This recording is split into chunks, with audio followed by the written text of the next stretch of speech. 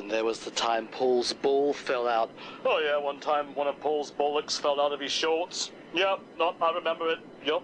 We were in the Bahamas, and we were posing for pictures on the side of a boat. It was a gorgeous day, gorgeous. Wonderful. I remember the blue water. It was turquoise, and the blue water, and you could see the sea life under your feet, and it was precious to be in the Bahamas. Anyway, we're getting a picture taken, and one of Paul's, testicles is hanging there, proud as can be. You could it looked like sort of like a hairy walnut, just poking out. Hello, I'm one of Paul McCartney's testicles.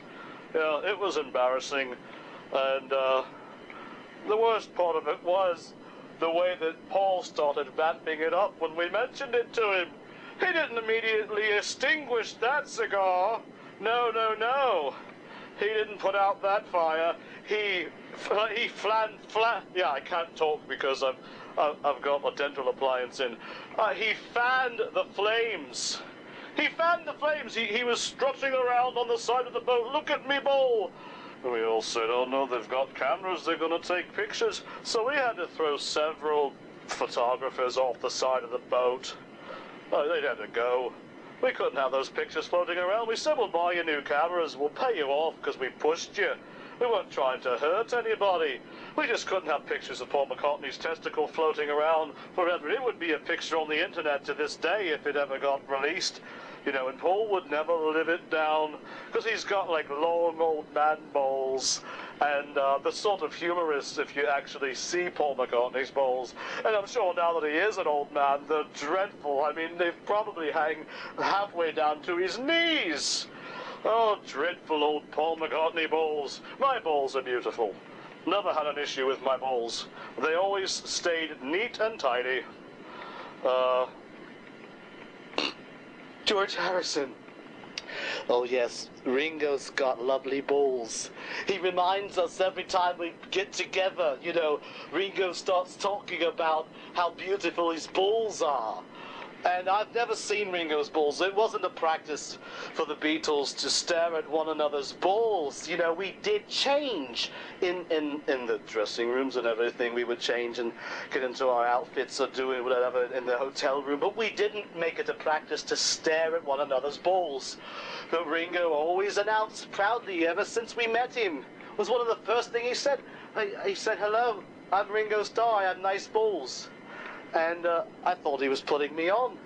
But he never stopped repeating that. If you know Ringo to this day, ask him about his balls. I don't know if he still does it. But he'll tell you about his balls. It's absolutely breathtaking to hear him talk about his balls. Paul McCartney, 1989. Oh yeah.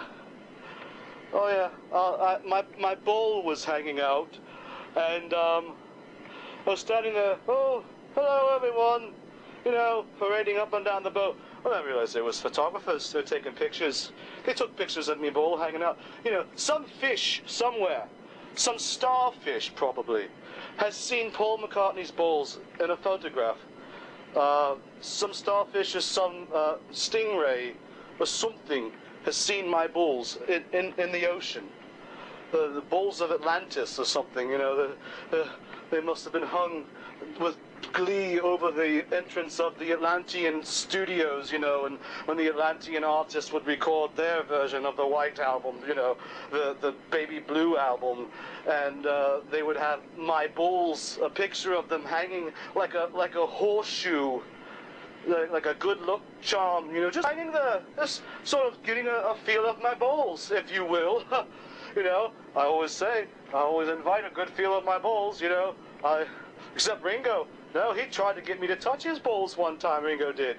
Yeah, he'll tell you. Ask him to say about his balls. I have lovely balls. I've got wonderful balls. One day he was strutting around the hotel room somewhere in Minneapolis or something in the United States, like mid-60s, when we were really big.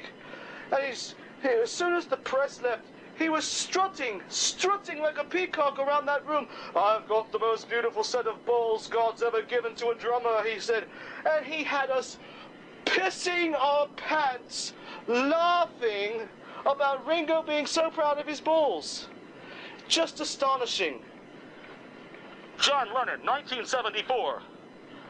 Oh, you know, we've had all sorts of things happen. Like, oh, I'll never forget the time we were in the Bahamas. And, you know, I thought the Bahamas were bloody dreadful. I didn't care much for it, you know, it's just always sunny and everything, and, you know, everything's so bright and cheery and fake and plastic, and, you know, it's all bloody scuba diving and all this tropical shit. But we were having a good time, you know, and me and the boys were out on the side of this boat, and, I said, well, you gotta look at Paul. Look over there at Paul. I said to George, look at Paul. And immediately his eyes went down to his crotch. And we both started, you know, snorting, laughing. You know, we were snorting like pigs the way we were laughing. And then Ringo caught on. And he said, I told you, they're still not as good as mine. They're still not as good as mine. You know the way Ringo talks. I know I say that every time, but I enjoy saying it. And, yeah, he said, oh, they're not as good as my balls. Well, they weren't.